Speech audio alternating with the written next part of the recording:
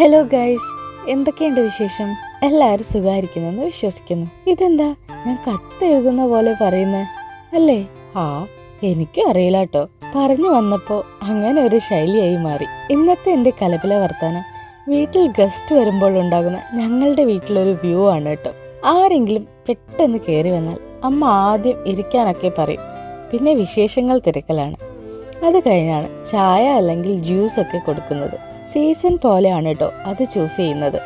ചൂടുള്ള ടൈമാണെങ്കിൽ ടാങ്ക് കലക്കിയതോ ജ്യൂസോ അങ്ങനെ എന്തെങ്കിലും ആയിരിക്കും. തണുപ്പാണെങ്കിൽ ചായ.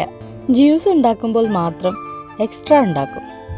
എന്തിനാണെന്നോ, അവർ പോയി കഴിഞ്ഞാൽ ഞങ്ങൾ കൊതിയുള്ളവർക്ക് കുടിക്കാം, ഇല്ലെങ്കിൽ അവിടെ പ്രശ്നമാവുന്ന അമ്മയ്ക്കൊരു സംശയമില്ലാത്ത കാര്യമാണ്. പിന്നെ ഉള്ളത് പലഹാര സെഷനാണ് കേട്ടോ.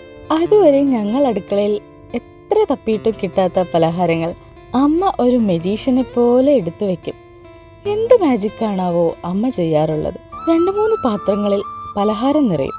ഇതൊക്കെ എപ്പോൾ വാങ്ങി അമ്മയെന്ന് ചോദിച്ചാൽ മതി. നിങ്ങൾ അപ്പുറത്ത് പോയി കളിച്ചോ, അവർ പോയിട്ട് ഞാൻ എടുത്തു തരാട്ടോന്ന്. ഇതായിരിക്കും മറുപടി. പിന്നെ മനസ്സിൽ ഒരേ ഒരു മന്ത്രം മാത്രമായിരിക്കും, ഇവരെന്താ പോകാത്തതെന്ന്. എപ്പോ പോകും? പോയിക്കൂടെ? എപ്പോ വന്നതാ? ഞങ്ങൾ പിള്ളേർ പരസ്പരം ഇങ്ങനെ പറഞ്ഞുകൊണ്ടേയിരിക്കും. അവർ പോവാൻ വേണ്ടി കാത്തിരിക്കുന്ന ഞങ്ങൾക്ക് ടാറ്റ പറയുമ്പോൾ എന്തെന്നില്ലാത്ത സന്തോഷമായിരിക്കും. പിന്നെ അടുക്കളയിലേക്ക് ഒരു ഓട്ടമായിരിക്കും.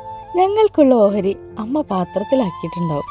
ഇനി ഇങ്ങനെയുള്ള പലഹാരങ്ങളൊക്കെ കിട്ടണമെങ്കിൽ കാത്തിരിക്കണം അടുത്ത അതിഥി വരുന്നവരെ. നിങ്ങളുടെ വീട്ടിലെ അമ്മമാരൊക്കെ ഇങ്ങനെയാണോ? കമൻറ്റ് ചെയ്യണം കേട്ടോ. അതിഥി ദേവോ ഭവ എന്നാണല്ലോ, അതുകൊണ്ടായിരിക്കും അമ്മമാർ ഇങ്ങനത്തെ മാജിക് ഒക്കെ ചെയ്തിരുന്നത്. കത്ത് പോലെ തുടങ്ങിയത് കൊണ്ട് കത്ത് പോലെ തന്നെ അവസാനിപ്പിക്കുന്നു. അപ്പോൾ സസ്നേഹം, കലബില ടോക്സ്.